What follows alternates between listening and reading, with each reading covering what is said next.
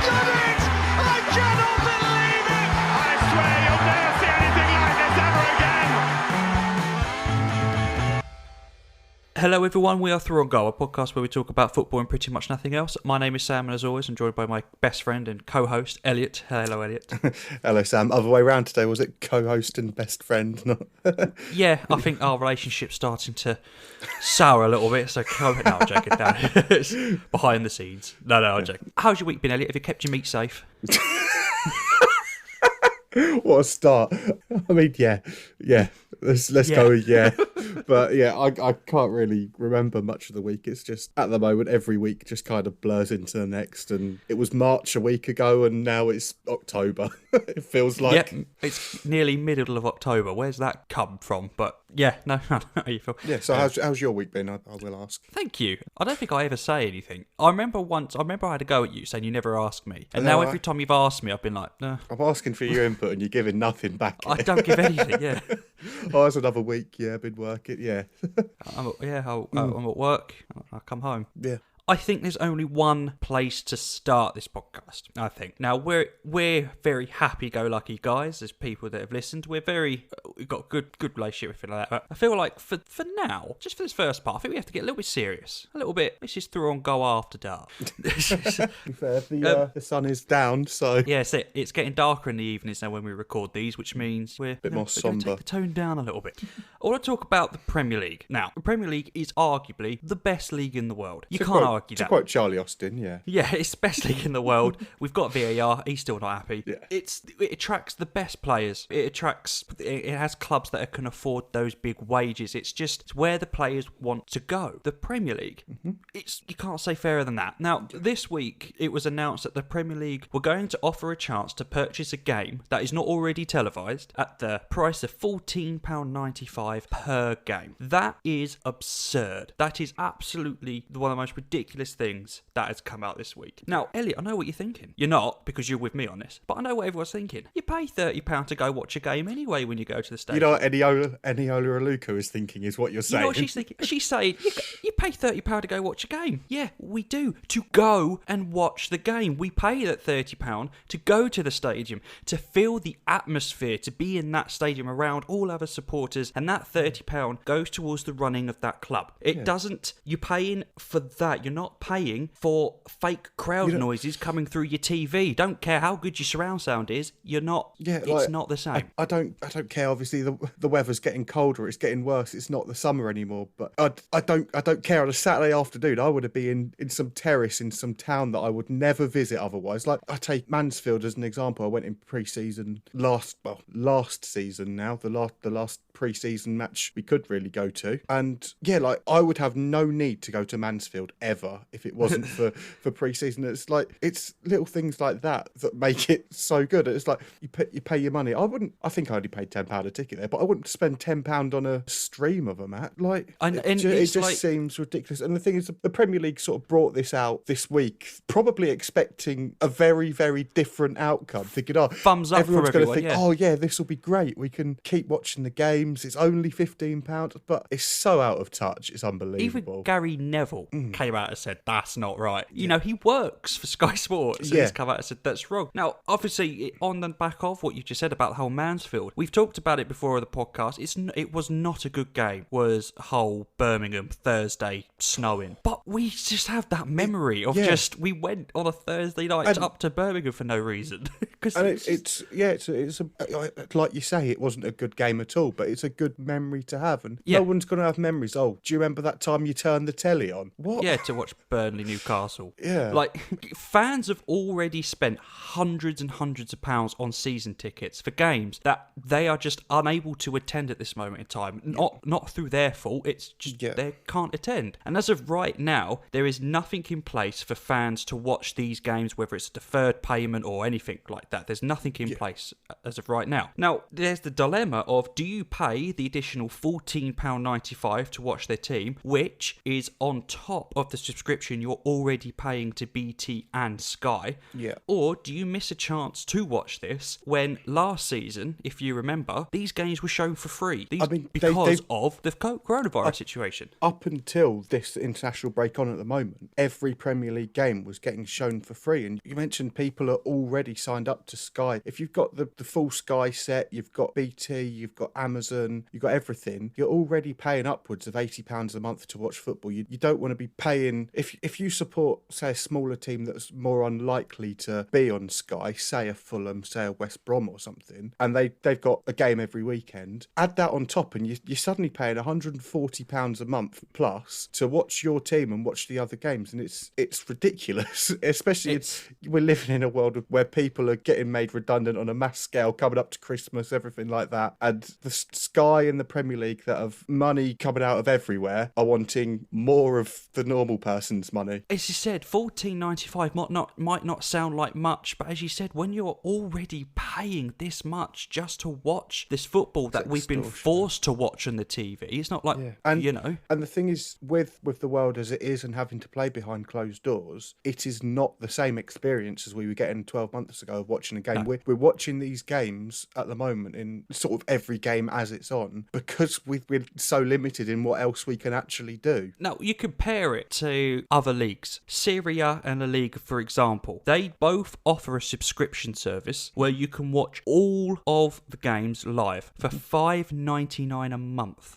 Mm-hmm. Every game available, $5.99 a month. Even if you don't support the teams, they're still there to watch. You know what I mean? Like if you just they're on one weekend, you can still watch that other game. Now, EFL have the iFollow, which I know is £10 a game. However, obviously still £10 a game. They do also have sort of packages for monthly, season long, whatever. And also they obviously offer right now, like for season ticket holders, you know, they give you a promotional code to watch the game. Only home games, but that's what you would get with a season ticket anyway. You'd get a promotional code from your club to watch the game on iFollow for free. Now, I know it's at least something compared to what the Premier League offers. You know what I mean? It's still there, and it's still something that's available to them. Because obviously, you get the home game for free if you're a season ticket holder. Then you pay £10 to watch the away game, which, you know, you're thinking 15, 20 quid. £10 it's not the worst. It's not the worst. But with all this going on, you see Premier League clubs on an almost daily basis being talked about of wanting players for 100 million, 50 million, 60 million, players on upwards of 300,000 a week. These clubs don't need your money. You've got talk of lower league clubs and even sort of non-league clubs going out of business. You've got Macclesfield that have recently gone out of business, and even if you're even looking lower than that, if you've given yourself a £15 budget, £14.95 budget for a week to watch a game of football, then there's a lot of local teams that will be a lot more in need of that money. Like most local team to me, Faversham Town, this weekend they drew 1-1 with 2 late goals in that game. Now that's a decent game. Okay, they don't have Bruno Fernandes, Aubameyang, De Bruyne on show, but it's a good game and a club that needs your money. The local team to where you are, Mickleover Sports, won 3-2 against Warrington Town. Another good game. You've got the local team to Hull City, North Ferriby, who they beat Northwich Victoria with a last-minute goal this weekend. And these teams, if you're spending your £15 a week watching Fulham against West Brom and kind of not supporting the lower teams when they need it, these teams might not exist in a couple of years. I agree with that. Like there was a time when I was back in when I lived, I used to watch Sittingbourne. I used to go watch Sittingbourne play. They had one player called like Asim Masira or something like that. Always on the right wing, straight. You know, he was brilliant. I don't know. I think he plays for Sheppey now, traitor. But, but it was exactly right. I support Gillingham. Now, Paul Scally has done a cracking job at keeping the clubs afloat, you know, and we've managed to recruit well because of this. But by no means is anyone out of trouble in these lower leagues just because they're playing the games and stuff. It's not like that at all. The Premier League clubs that are raking in, a Premier League club, it's quite well known. They sacked their mascot, the man inside the mascot. They sacked Justice for Gunnosaurus, and to which on the same day, not a few hours later, they signed Thomas Partey for 45 million on a £260,000 a week contract. To which then Mesut Ozil had to come out and say, I will pay his wages to keep him on board. I think he'd been there for something like 26, 27, 28 years, something like that. And Arsenal legends were coming out saying it's an absolute farce. And it wasn't... To cut costs. Yeah. How much was he making? Yeah, they genuinely came out and said that the reason is to cut costs, not 48 hours before probably, I'd guess, second biggest earner joins the club. I'd guess Aubameyang's on slightly more now with his new deal. But yeah, you can't cut costs and then be paying someone £1 million a month 2 days later. Yeah, cut. If that's how much mascots are making, get me on Indeed. I'll be a mascot. I'll run around. I'll run around in that boiler costume that West Brom have, or who is it that has the weird star one up in Scotland? Oh, is it Partick Thistle? Partick It's Thistle, called, yeah. Kingsley. Yeah. But also, get me in that if that's what he's earning. Also, I know this has gone off on a tangent. My favourite mascot, whatever. I mean, first of all, I think there's a Twitter account called, I can't remember what it's called, but it's like mascots in minute silence, which is brilliant. Oh, I've seen it, yeah. But I think my favourite sort of mascot moment is that Harry the Hornet at Watford really riled up Wilfred Zaha a couple of times. Oh, he did. That mascot is just an absolute... He's brilliant, yeah. He knows what he's doing. But on the note of, obviously, according to Forbes, Elliot, the Premier League revenue is expected to fall to 4.3 billion this season. No, how will they survive? God forbid. But that's only predicted for this season. With TV rights and everything that's obviously going to happen this following season, it is expected to grow and grow after this. And they have the, say, $14.95 is about fair. And let's face it, all right, if they're streaming these games, it's not going to be reliable. There's not going to be very good streams, is it? So I've seen all sorts of reports, and I think there was one person BBC spoke to, I think it was a football financial expert or something, and they said, well, this is probably going to push more people to illegal streaming. And you don't need to be a financial expert for that. People have less money in their... Breaking news, yeah. People have less money in their pockets. They're still going to want to support their team, and it seems crazy that they're not carrying on showing every game as they can. And yeah, it just seems wrong. And I did see one case of someone saying, oh, but sort of comparing it to boxing, because boxing, they'll have the pay-per-views, £20-25, whatever, and they're like, oh, if people can afford to watch the boxing in their thousands, surely they can with their football. Yeah, there's maybe three big boxing fights a year, but these people watching the football will be doing it on a weekly basis. And I think football fans are some of the most committed people in the country, really. What other sort of activity will you get people driving up and down the country, hundreds of miles every weekend for one cause every single weekend? In a week where mental health has been at the forefront of everyone's minds, especially with yesterday, Mental Health Day, it's a mind-blowing decision for me that the Premier League has made this decision. Football is an escape. It's 90 minutes where you just forget about everything.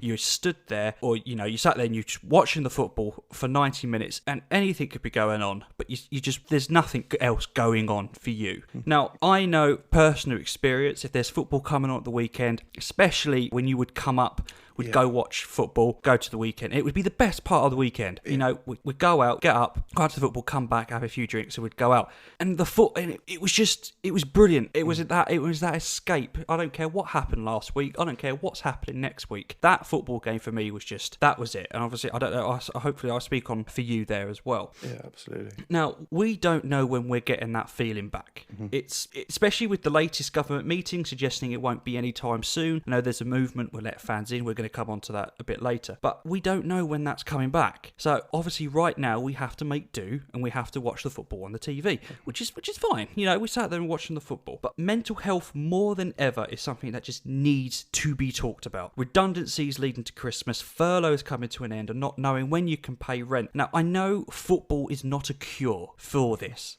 but it's something that you can just escape. I know I use the word escape a lot, but it's truly an escape from everything that's going on. And now having to pay £15 just to escape from this is absurd. And for me, I just think a decision needs to be rethought. The Premier League need to just have us take a step back out of their suits, look at the people, the working class people out there, and just look and think, how can we find a way to make football inclusive for everyone, not just the people that can afford it? That's very well said. Yeah, no, I like that. Yeah, completely echo that. Project Big Picture was something that took me by surprise today. I wasn't expected to read that today. No, like in the news came out of nowhere, didn't it? And I mean, we'll go into it in detail, but I think we've gone from one thing of the Premier League sort of kind of not reading the room to another bit of the Premier League not reading the room. Why is everyone trying to change football? Yeah. Like, what's wrong with it? All this, just leave it how it is. I don't get it. There's 20 teams, and then obviously Championship, League One, League Two. You got you got the champions, you got the runners up, and then you've got the playoff winners, which are arguably playoff. You can win hundreds of millions from the Championship playoffs. One of the most expensive games, not just in like football, in sport in general. It's one of the most expensive, like the prize you can get, and it's led by Liverpool, Man United. Now, two biggest clubs in England, arguably.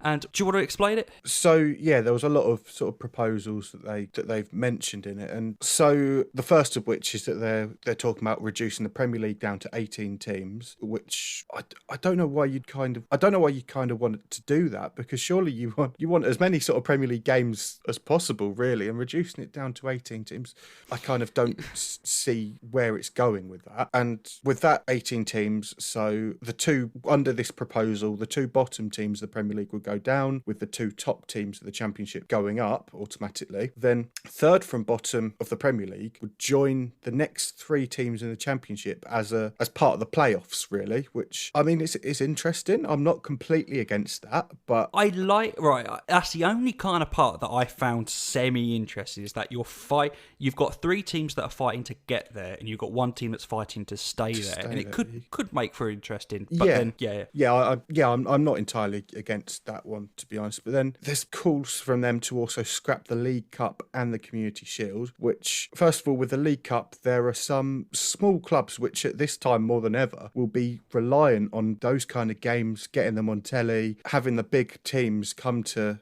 their ground, on kind of keeping them afloat for another year or two. And so I'm against that, and there has been calls of maybe just keep out the teams that are playing in Europe so that there's not a backlog of games. Makes a little bit more sense, but then the best team a small team can hope to get is, in this season, Wolves. And which is no disrespect, but I get what you're saying. It's not going to be the same sort of money spinner as Man City, Man United, Liverpool, whatever. But then with the Community Shield, with the calls for the Community Shield to be scrapped, I'm entirely against that, because although essentially it's just a glorified friendly, it is the traditional start to the football season. It's the kind of thing you kind of force your way through pre-season. There's some good pre-season games, whatever, but it's not competitive. But then I always get that feeling on the weekend of the Community Shield, you're like, football is back. We've got one big game to kick it off, and then next weekend we go into the league. And I think it's quite often on the same weekend as when the Football League returns. So it's the traditional start of the league season, and I love it for that. And there's also been, so again, under disposal, they're proposing that rule changes would only need 6 votes, not 14, to pass, which there's the traditional big 6 in the Premier League. If they all sort of got on side and said, like, look, this is going to benefit us, that's it. There wouldn't be enough teams to stand up against it for it to come through. And like one occasion, we've spoken about the pay-per-view Premier League. Supposedly Leicester were the only team that stood up against that and sort of had a bit of common sense on that. And I saw that. I mean, under that proposal, it would have only needed 7 teams to have stood up, which obviously didn't happen. But now, under that proposal, you'd need 13 teams to stay up in an 18 team division, which it just seems like it's the big team sort of looking after themselves. And they've put in a little part of that as there'll be more funding to go down the lower league. But why does everything else have to change for there to be more funding for these teams to come through? And I don't think it should be on the Man Cities and Liverpools to bail the smaller teams out. They shouldn't be forced to. But some of these teams, like Nick Pope, who's now a big shout for England's number 1, he had a loan spell at Bury. And without that loan spell, he might not be he'd probably still be a very good player, but it's probably built up his career a little bit more. And now Bury don't exist anymore. So why does the big teams have to get their own way for there to be more funding on the lower leagues to secure their safety? It's baffling how they think it could work. Like it's not like dictatorship, is it? But do you know what I mean? It almost is. Yeah. It's the 6 teams, like as you said. Now, is it something like the 6 teams would be the teams that have been in the Premier League the longest? So you've got the United, as you said, the traditional top 6. Other than I think Everton, and someone else. So Everton, yeah, and obviously Man City have been outside of the Premier League since Premier League started. But yeah, it just seems like under these rules they would be able to make it suit for them, and any rule changes they want to bring in, they would be able to pretty much unopposed. And it just seems that there's getting too much money in football and too many. It's just becoming very selfish, and it's not. It's like the big teams are saying, well, you're never going to catch us, so why bother? It's becoming a business. It's becoming a product and a business, and it's not for the fans anymore. I did see something on Twitter earlier today that in terms of the last sort of 15, 20 years, I think it was about 15 years ago, Everton and Liverpool season tickets were relatively similar in price, at which stage Liverpool owners decided that they could get more money for them. And I think since then, there's the cheapest Liverpool and the cheapest Everton season tickets. I don't know exactly what the numbers are, but there's about £300 difference in it now, and that is fans being treated as customers, not as supporters of a club. And okay, football is a business, but we're not traditional customers. If you don't like the service you get at Tesco's, you go to Asda. If you don't like how things are going I don't like how things are going at Hull City, I'm not just going to go across and support West Ham now because I don't like the way things are going. That's not how football works. And I don't know whether owners... Well, to some plastics. Yeah. I don't know whether owners don't know that or they know that and they're really sort of going with it. I don't want to be cynical, but with everything with how this podcast has been going, yes, I am quite cynical. Yeah.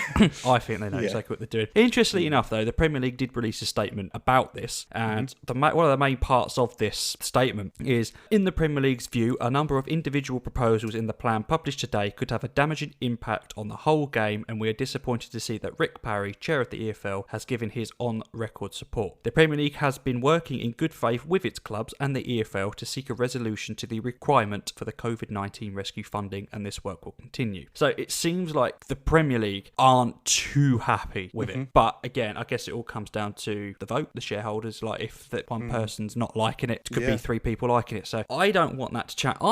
I'm happy. I love football, Elliot. I do. I don't like change. I don't.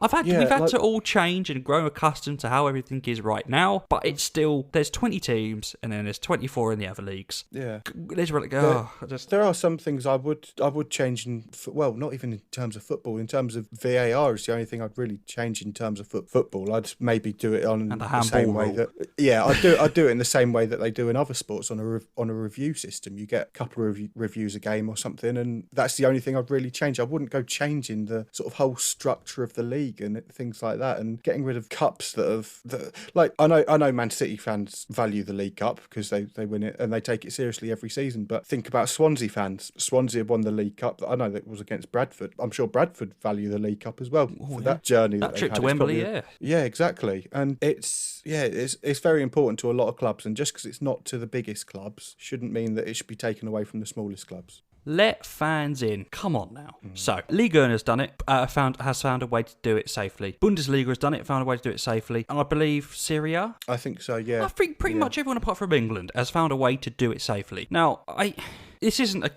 we don't talk politics here. We're not. We're in Escape. Don't make friends talking politics. This isn't Through on Westminster, This is Through on Goal. We're a podcast. Talk about football. I can't understand how going to a pub with 6 people in an enclosed area, masks off, is any safer than in an open air stadium, seated apart, about 1,000 people in there. I don't get it. Now, EFL, who would have thought we would be praising the EFL on this podcast? So we'd be very, very vocal of not liking them very much, but they were. Obviously, there was a petition going around anyway, but when the EFL tweeted it, it took off. And I'm so glad that they genuinely got behind it. And it's not just, it's everyone. Premier League, League Championship, League 1, League 2, all called for find a safe way to get the fans in. And I think there needs to be a way. Yeah, absolutely. And like today, there was, obviously, England played at Wembley against Belgium, which on any normal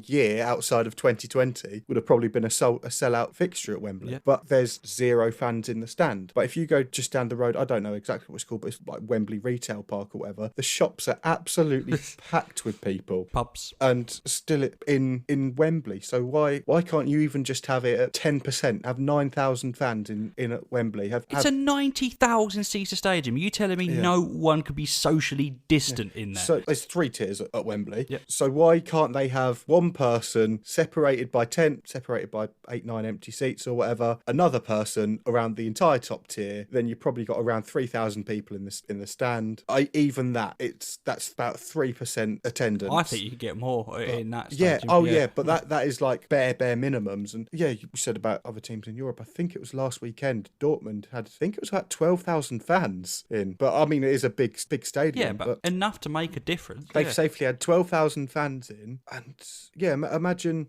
going to your first game in 7-8 months, knowing at the weekend you're going to football for the first time since February in a 0-0 draw away at Burton. Well, yeah, that was the last live game we watched. Yeah, that was the last game we went to. Burton away. Wasn't amazing, but yeah. I loved it. We weren't even on the terrace. I weren't even in the terrace. How were you not opening the terrace? Weren't Come even on in the now. terrace. No, I agree. It was the Super Cup. There was I think it was like 20,000 people there. Yeah. It was full, and Yeah. that was a trial. And I think they came out and said the trial was successful. So they'll look to, based on government guidance of different countries, they'll allow fans back in the stages for the games. And I'm sorry, but Gillingham Priestfield Stadium is a 12,000 seat stadium. Currently, there is no revenue coming in from fans. It's all through product, the club shop and streaming. Merchandise. They'll have bits. The season tickets that were bought. Now, you tell that 3,000 people in that stadium can really, really help the club just survive. And I use Gillingham as an example because that's the team that I just know the most and love. But obviously, there will be teams a lot lower. Like, you got to think Bolton have not been in a very good financial position. Wigan, they've been very close administration. It got to a point, they fundraising. They were just to try and keep the club afloat. Telling me not getting like 3,000 or 4,000 people in those stadiums. And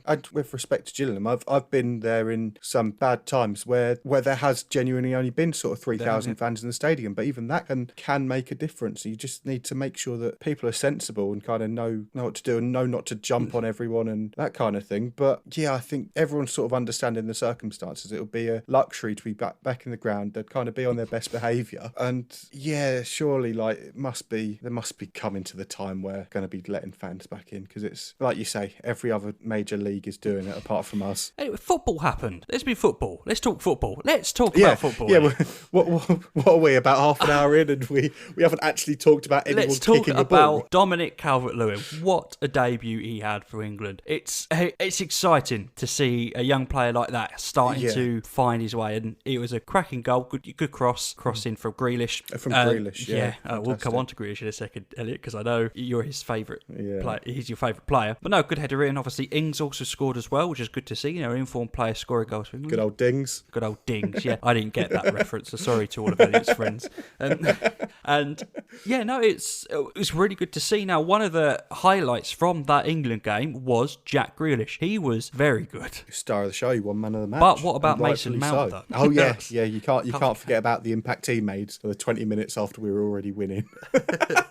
I couldn't believe that was real. That press I thought that was a fake press. I thought it was fake. I thought someone dubbed it, but nope. Yeah. But anyway, no, we'll actually talk about Grealish. He just, I don't know, he adds that little bit of flair and that attacking, let's go forward approach. Like, he's just going forward. He's trying to draw fouls, which is a very Grealish thing to do. Everyone knows that. He draws the fouls, and he drew the foul that I believe made Connor Cody score his first England goal. I think he tripped crossed it in, back post. Cody, good finish. How good was it to see that, though? He looked so Cody? happy. He looked, you could tell what it meant to him. Like, I think he hasn't actually. Has he scored for Wolves, or he hasn't scored for Wolves in the Premier League? Something like 2016. I think someone said that was his last goal from open play or something. Isn't there a stat that he hasn't got a shot on target in the Premier League for Wolves yet?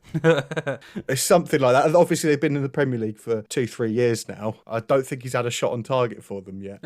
But yeah, you could tell he was absolutely made up, wasn't he? And, that stems from obviously Grealish's involvement in that. I think he drew the free kick for it, and he's just finding ways to go through. He's trying to find that pass forward. Yes, you look at his pass accuracy, it might not be amazing, but it's not through poor passes. It's through trying to find a way to get the ball through to the attackers and the wingers, and it's exciting to see. Now, I know you don't like Grealish. You're not a fan, like, you've never been a fan of him before, but even like took hold of the Twitter account for that England game, and you were praising him. Yeah, no, he deserved to win man of the match, rightfully so. And I think right now it's between kind of him and Jadon Sancho for who is England's most creative player. And like that's a big name to be, I was going to say, put alongside. And to be fair though, for England to have those two creative options, it's good. And especially now, if we can get Calvert-Lewin score some goals up top, along with Harry Kane, that's not the worst attack. And it kind of releases a bit of pressure off Harry Kane as well, because in fairness, okay, we had a good World Cup and that kind of thing, but we never really had another goal scorer. I mean, Rashford would sort of chip in with a few, but yeah, I mean, now with Calvert-Lewin hitting form, and obviously Danny Ings having the season that he had last season, there is other goal scorers to sort of release that pressure off of Kane, and it means that Kane can come off with half an hour to play, and you can still think we can get another goal here. And as you said, that has been quite rare in recent. Obviously, when I speak of Marcus Rashford, MBE Marcus Rashford, I just rightfully so, wow, and not for footballing reasons either. You read, there's been so much on Twitter, like he absolutely deserves this. He has. He's used his platform not for not to be for anything else. He's used his platform purely to try and help children that are like in need of like school dinners, like the families that can't afford them, and he's used that platform to make change, and he has made change. Like Parliament did a U-turn because of him, because of Marcus Rashford, Manchester United player Marcus Rashford, and it's absolutely brilliant what he's done, and absolutely well deserved. It really is. And we've just come back on the back off the England game today as well against Belgium. Now world number one. But no, it wasn't amazing first half. The penalty was a bit of a stupid decision by Dyer. He's had brilliant games. There's no need. He's been brilliant for Tottenham at the beginning of the season, but I think that was also. I noticed I think it was Carrasco's goal that was offside, and also Lukaku's penalty. The ref and the linesman took about 10 seconds to give it. What happened? What was going on there? Yeah, no, that was a really strange one, because I think, were they trying to, like on Carrasco's one, were they trying to keep the flag down thinking they had VAR? I was going to say, was VAR? VAR wasn't. I mean, if they're getting confused, then how do they expect anybody at home to not get confused? But yeah, it was quite strange. And I mean, the quickest decision that the ref made was pointed to the spot for England's penalty, which was questionable. I think the pundits there would mention about how, because it's like an empty stadium and he's shouting, obviously the referees then kind of heard that and pointed to the spot. It was questionable. There was contact. I think regardless of how you see it, there was contact across his shoulder. You can't do that. You can't do that in the area. It's penalty. But it's just, I guess I just didn't expect it from Henderson. Yeah. If you know what I mean. But yeah, at the end of the day, Munez made the referee make a decision and kind of gone our way. And in truth, I don't really think we deserved to win the game, but that nobody remembers who deserved to win a game. Anyway, that doesn't go down on the record books, does it? No. People only remember who wins the game, and the person that got the winning goal was everyone's favourite centre attacking midfielder, Mason Mount. Well, Gareth Southgate's favourite centre attacking midfielder. I mean, it did take a big deflection, huge. I thought it was enormous, over. but I did keep looking at it back and thinking that is literally top corner, like an inch higher, and that's hitting the bar. It was looping, it was good to see us beat a team that are on paper better than us. Yeah, I mean on the pitch better than us as well. Too, yeah. But yeah, Denmark on Wednesday, I think. Yeah, and then back to league action. Premier League. Now, obviously, Premier League and Championship haven't been going on because of the Nations League and the friendlies. However, we still have League One and League Two action. As much as Elliot may not want to talk about it, I think it's the only one place to start. Not Gillingham. We'll get to them because I want to start with them. Yeah, you can talk about that. Hull go into the game live on Sky, unbeaten, haven't conceded the goal. What's the worst that could happen with it being live on Sky? Oh, Captain Pugwash gets played 4 times. Honestly, incredible. Like, I am sort of a bit of a football traditionalist, and I am not a fan of goal music. But when you play the Captain Pugwash theme tune, I could get behind that. I'd have that at KC every Saturday. I just thought that's brilliant. I couldn't. I mean, it was like, sort of defending aside, it's quite embarrassing to concede a goal and then play the Captain Pugwash theme tune. But no, I mean, it did make me laugh, and it made each goal going in that a little less painful. But yeah, in truth, we just kind of weren't up for the game, to be honest. They play very much to how you'd expect a Joey Barton team to play. They are very physical. Yeah. They're quite a dirty side, but that's not an insult. In League One, sometimes you need to leave your foot in and that kind of thing. And I think our team, we've kind of got a bit too many sort of pretty boys that just want to play nice football, and that doesn't always fit fit in League One. You can out-football a team, but if they start kicking you up in the air, you're not going to be able to fight with them, and they wanted it more. And I mean, it could have been a different game if Keane Lewis Potter's Puskas Award winning goal had actually been called onside rather than offside, because I'm pretty certain he was onside, but he's found the top corner from 25 yards, curled it in, and it's like, unbelievable goal. But it could have been a different game with that, but you can't complain at this stage, and we were beaten convincingly, and every time they went forward they looked like scoring. With our defence was just very poor, and it was a bit worrying because some of it sort of had shades of the end of last season. But if we go and win our next couple of games, I'm sure this game will be long forgotten. Bring VAR into League One? That's absolutely not. I doubt they've got the facilities for that on a cold, wet, windy Friday night in Fleetwood. I mean, it looks like a horrible, horrible evening, but there is nowhere in the world I'd have rather been on Friday night. I'd have loved it. It was the first time we played Fleetwood in any kind of fixture, but I do love the Captain Pugwash theme tune as a goal. It was so unexpected. You're right, yeah, I was going to say, Fleetwood have been played on the TV before. I just don't ever remember hearing that. Yeah, like we hadn't conceded a goal until our first goal on Friday night, and so it was a bit disappointing. It was quite disappointing to concede. But then when I hear that blaring out, I'm just like, yeah, that's brilliant. Fair play to them. I can't imagine that was Joe Barton's decision. I'm surprised he didn't leave straight after they scored. Like they scored the first goal when he was in charge. Just be like, oh no, I'm not having this. On to brighter news on my side of things. What a win it was. So Gillingham go 2-0 up at half time. Now I don't. The stats make for interesting viewing at full time. Not gonna lie, with the 73% possession that Oxford had and the 30 shots that they had.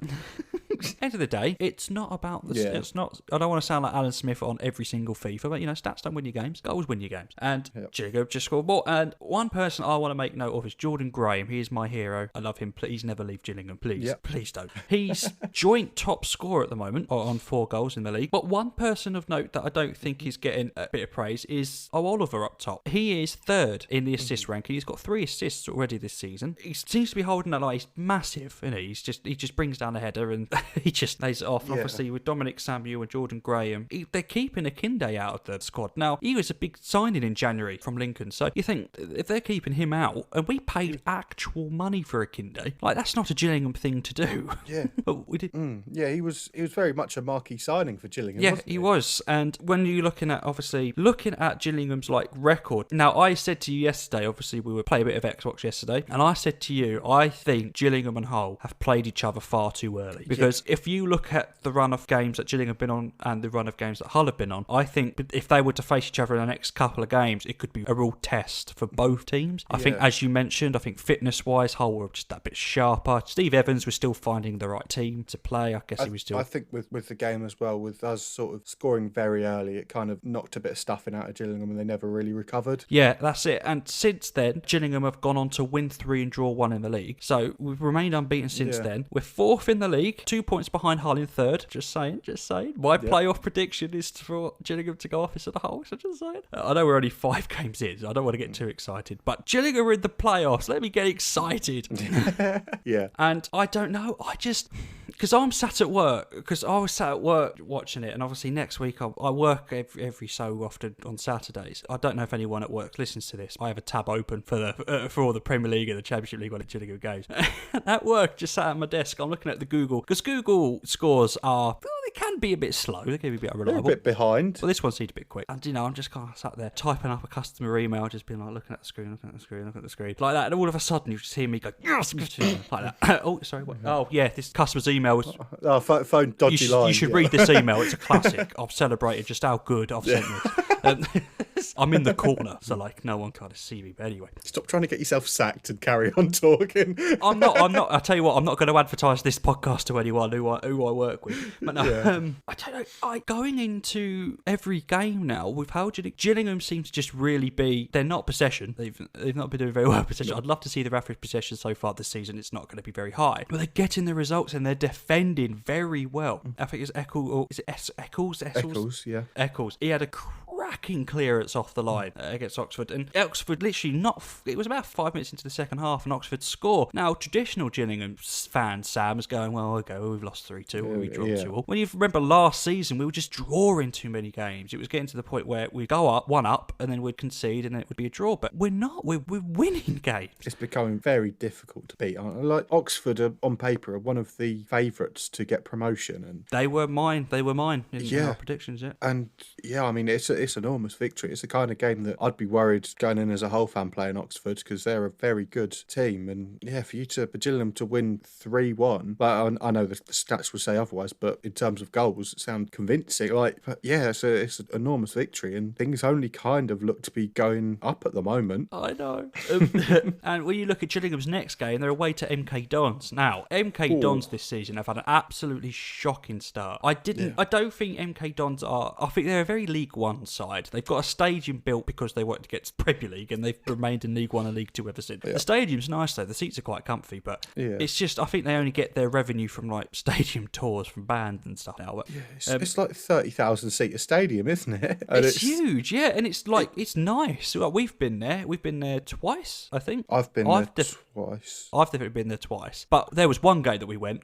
It was awful. Yeah, I've been there. I've seen Hull City play there. Modi Army and El Mohammadi with the goals that day, 2-0. But they've just not obviously lost to Portsmouth. They've drew 1-1 to Ipswich, lost 2-0 to Crewe, lost 2-1 to Lincoln, and the first game of the season drew 1-0 Doncaster. Now, I guess I just wasn't fully expecting MK Dons to have such a poor start to the season. But I'm going into the game thinking, well, should win this. And one thing to note as well, Hull won this weekend. Lincoln also lost their 100% record, which I'm sure is a bit of saving grace, but not really, because they lost 2-1, not 4-1. Although our favourite League One Dutch centre-back, who's not Geordie Devise, scored yet again for Lincoln. Lewis Motsoma has got his 6th goal of the season from centre-back. How? I don't know. But, he scored against Crewe, Bradford, Liverpool, Charlton, Blackpool, and now Bristol Rovers. It's incredible. I don't expect that he'll move in this week, but before the second deadline passes. But if he keeps on going, he'll get picked up by a championship club for sure. Yeah, and interesting as well, Bristol Rovers, Brandon Hanlon scored in these last 2, former Gills alumni, and Max Amer at the back. Yeah. Well, not really missing them at the moment, but hey ho. No, we mourn. 3 points ahead of them. We mourn and get over it, so that's fine. League 2 action, nothing of note really. Obviously, Forest Green won 4-1 against Scunthorpe, which is really about it. Obviously, we got Morecambe. So, yeah, I added the notes on this. I put League 2, and I went into a bit of detail on the League 1 notes. On League 2, it's just one word, Morecambe. So, first of all, I had Morecambe to finish second to bottom in my predictions. They are currently top of the league, but more interestingly than that, they are top of the league on minus goal difference. They've got 12 points from 5 games and have -1 goal difference. That's mental. But that was after losing 5-0 on their first game of the season and then winning every game since then by 1 goal. But yeah, I mean that's quite something. Interestingly enough, when you talk about random things, is that League One, and obviously I'll go back to League 2 in a second. In League 1, Shrewsbury have not won a game this season, but they're not in the relegation zone. Right, okay. They've won none, drawn 3, lost 1, so they're on 3 points. However, they're on 3 points on goal difference because Oxford, Blackpool and Burton below them all have 3 points through them winning just 1 game, but their goal difference is worse. So Shrewsbury aren't in the relegation zone, but they've not won a game. Yeah. And I'm looking at League 2. Now, there's 1, 2, 3, 4, 5 teams in League 2 that have yet to win a game this season, which is ridiculous. Bonkers. Yeah, and you look at Grimsby, although Grimsby have had to miss a couple of games through having players test positive, but they get to score a goal. Yeah. But yeah, I think the most bonkers thing is that Morecambe are top with minus goal difference. We do love a good stat, and there hasn't been a lot of great stats this week, but I think that might be the best we've got this week. We love a good stat, but we just love stats. Yeah. We love a good stat though. But in just before we end our League 2 AFL roundup, I'd like to, in the wise words of Ian Holloway in relation to the let fans in, not everybody is a chicken nugget with double barbecue sauce. The money's going to run out. I don't know what he means. I don't know what he's getting on about, but I agree with him. I love Ian Holloway. Like, my favourite quote of his, I think it was when Blackpool got promotion to the Premier League. In his post-match interview on Sky Sports, he said, "Every dog has his day, and today is Woof Day." He's brilliant. It's just, I don't... He'd always used to go on Soccer AM and go and talk about the chickens that he's raising. What a man. It's the accent, the accent as well, does it? It's obviously not much in the way of Premier League. Obviously, there's been no Premier League games. We'll just quickly do our year-round Premier League edition. So, I mean, technically, we're in Europe. Well, not if you Brexit. Anyway, so, I don't know, that was poor. Ben Rama to West Ham's kind of come out of nowhere. Don't know about you. Yeah, like I think you told me about that yesterday, and I was a bit surprised. I hadn't seen it at the time, but I think they're talking about around 30 million for the deal, which I think is, in this market, a decent deal. I mean, he's never played higher than Championship, but I think he's more than good enough to make the step up. I think with him on the left wing, Bowen on the right wing, arguably the two best players from the Championship last season, that is, you'd think that would be enough to keep him up. And I mean, Bowen is more a goal scorer than a creator, although I think he's assisted more than he's scored at West Ham so far. But Ben Rama is, I mean, again, he scores loads, but I think he's extremely creative. It'd be a hell of a signing for West Ham. I have West Ham to go down in my predictions, but I mean, proving me wrong a little bit, and that addition could be quite the addition, as you said. Butland to Liverpool 5 years ago sounded about right. Now, as what? Is Adrian really that bad? I think Butland is a step down on Adrian. I think Butland is sort of Adrian level in the Championship. He's had so many sort of howlers over the last 18 months, and I don't know, maybe a move like this can kind of give him a bit of confidence, make him think, oh, there's a big club that have sort of put their trust in me. But I think his race is run, to be honest. It's particularly last season, he was having howler after howler. He's not even number one at Stoke anymore. I think their current goalkeeper got Player of the Month, I believe. Right, okay. So, and he's been playing quite well from what I know, from what I've been looking at. He's not even in the Stoke squad anymore. Well, he's obviously in the squad, but he's not starting. He's not their number one. So yeah, Stoke's number one. Adam Davis. I can't say I know him really. No. But no, they signed him from Barnsley. Not a name I know, but yeah, he's keeping former England number one Jack Butland out of Stoke's starting lineup. And yeah, I mean, Jack Butland does seem to be one of those players that is very much sort of built on confidence one way or the other, and maybe it gives him the confidence to perform. But if I was a Liverpool fan, I wouldn't get too excited about the prospect of Jack Butland. No, I do not know. He's come home to Southampton, not Bale. He went home to Tottenham. But Walcott will do. Walcott got back to Southampton. I think it's quite nostalgic. I don't think Walcott is anywhere near the player he is, but he's good. He's a good squad player. He's got that experience, obviously, with Southampton, and he'll get game time at Southampton. I think that's the main point. I can see it being how I expect Bale at Tottenham to go, in that he'll kind of up his game because it's somewhere that he feels at home at. Yeah. And I wouldn't be surprised if Walcott maybe sort of upped his scoring numbers this season as to previous seasons. And I can see it working quite well with him on the right of Danny Ings. Yeah, I can kind of see that one working, and it kind of works out for all parties there. I think Southampton managed to move on Buffal. Yes, yeah, they did, yeah. I don't know where, but I can't remember. He wasn't that good. And we mentioned it a bit before, but obviously Arsenal finally got the man who's been linked with like past 2 or 3 transfer windows, but Thomas Partey, big signing, that big defensive midfielder that they've been needed for a while. Obviously, Guendouzi went to Hertha or Hoffenheim. Yes. That's how little we care. I can't remember. It's kind of all gone downhill for Guendouzi since those comments at Brighton of, about how much money he makes. Because he was kind of loved, and then that kind of derailed him a little bit, to be honest. He wasn't, and Arteta didn't like his attitude, and obviously, it's been shipped off. Partey in. What do you reckon? Do you reckon that's top 4? I don't know if I'd go as far as top 4, but it's a very good signing, and it's a massive improvement on them. I think Thomas Partey is the kind of player that Granit Xhaka thinks Granit Xhaka is. I think he sort of beefs up that midfield a lot more, and he's a lot more mobile, I think, than Granit Xhaka. And I think that's a very, very good signing, and I'm glad that it's come off, because I was getting bored of every transfer window. Is Partey coming to Arsenal? Is Partey coming to us? Well, now he has. And interestingly enough as well, Jack Wilshere and Danny Welbeck, who at one point were like world beaters, they had the world at their feet, have been released by West Ham and Watford respectively. Now, Wilshere actually came out and said that he's been fit for like the past 8 or so months. He's just not been given the chance. And Welbeck, I semi saw coming, because I don't think he would want to be in the Championship. But also, I think I heard on that